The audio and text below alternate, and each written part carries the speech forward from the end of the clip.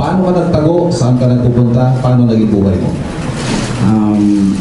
Una sa lahat, kaya ako umalis sa bansa dahil nakita ko yung totoong tao na naging isang ama sa sambayan ng Pilipino na ginagawa niya na talaga yung pagbabago. Sineryoso niya yung mga sa kriminalidad, lalo na sa droga. Kaya ako ay lumayas na sa bansa natin kasi takot na ako.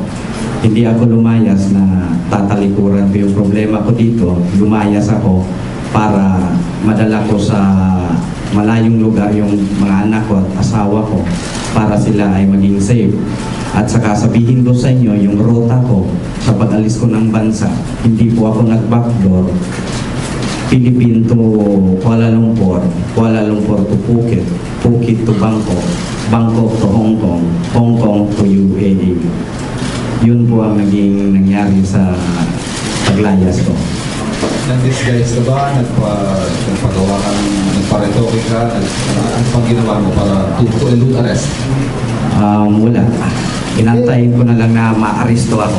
Sabihin mo, ito, ilong niya. Ilong ko. Di ba yung ilong niya dati, Pango. may previous niya na picture, pango. Ito, So ito ginawa siya. mo yan, Kerwin, para talaga hindi ka makilala, para maiba yung tsura mo?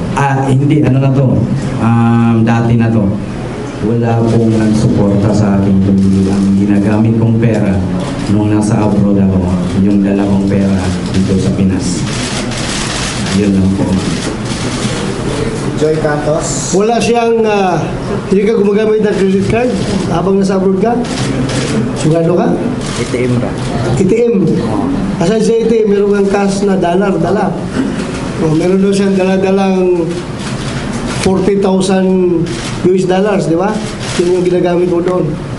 At saka ATM, walang credit card.